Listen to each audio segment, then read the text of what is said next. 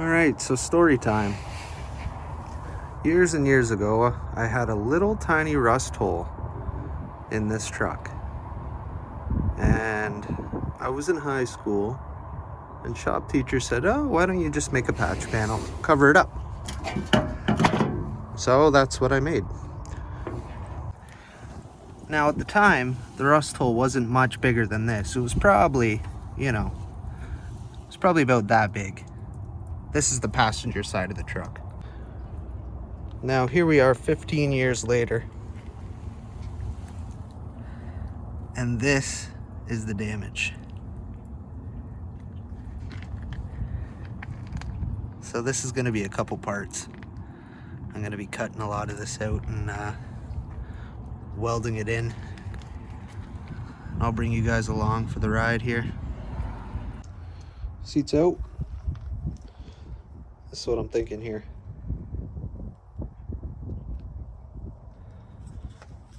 Thinking I'm gonna cut out down in here first and get that piece put in, and then I'll come up and I'll cut the rest of this all out. That's what I'm thinking here. I got this piece of angle I'm gonna use to recreate this lip here, because if you look at it, it's just a piece of angle. So anyway,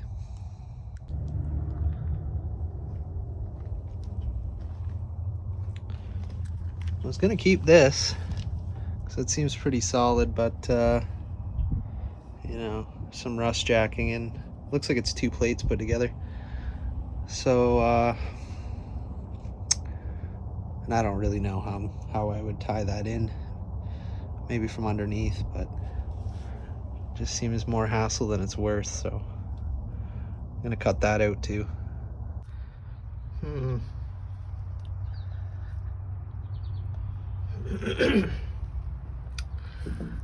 Oh, not good. I'll show you the other side here. Things have escalated quite a bit.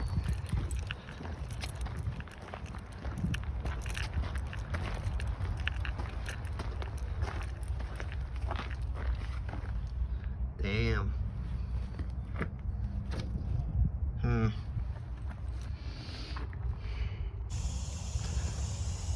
So here's where I'm at. I think I'm gonna take the Dremel with a little cutoff wheel and cut that out. Cut out as much as I can back there from underneath, maybe. This, I'm gonna wire brush that, treat it with some rust converter, and I'm just gonna seam seal that. I really can't be bothered. I think what's happened is there was a leak. So there was an antenna in the middle of the roof, and I think that's what kind of created some of this rot in here. Kind of the same deal. I'm gonna cut this out, cut this out.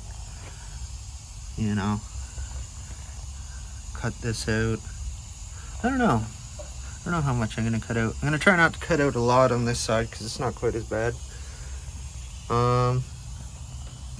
You get the Dremel in there, cut that out, put a little patch in, and then same deal. I'm just gonna treat this before it turns into a hole. A little worse than I thought, but can't really complain. So I made a couple templates, got them drawn out. We'll get cutting here.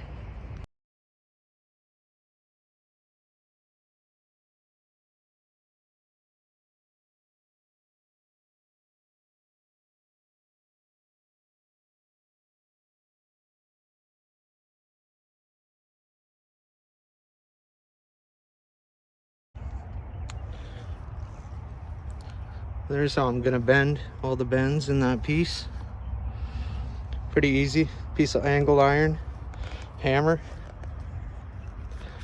Helps if you have a metal edge on the table to pound against, but it's a pretty good bend.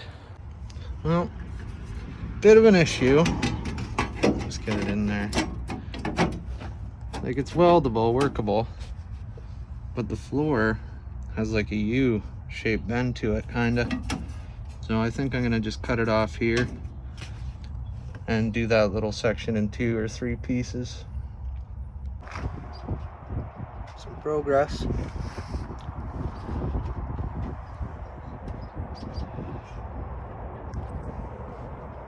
Don't worry about that little guy.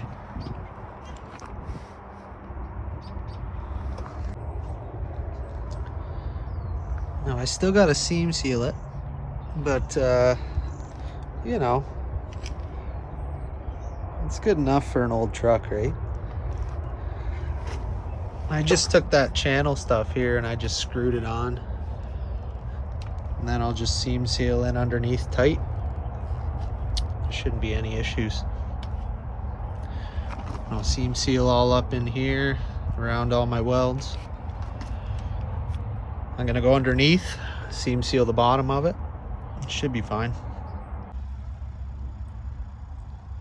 Here's what I got going on with the passenger side. Not as bad.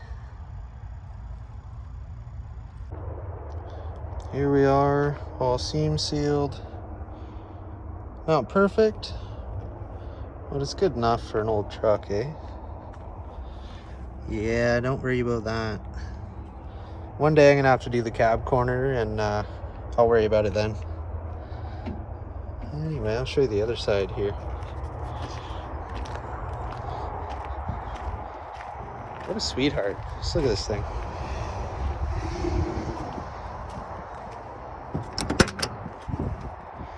This side is still kind of wet. Let me just show you. Turned out all right.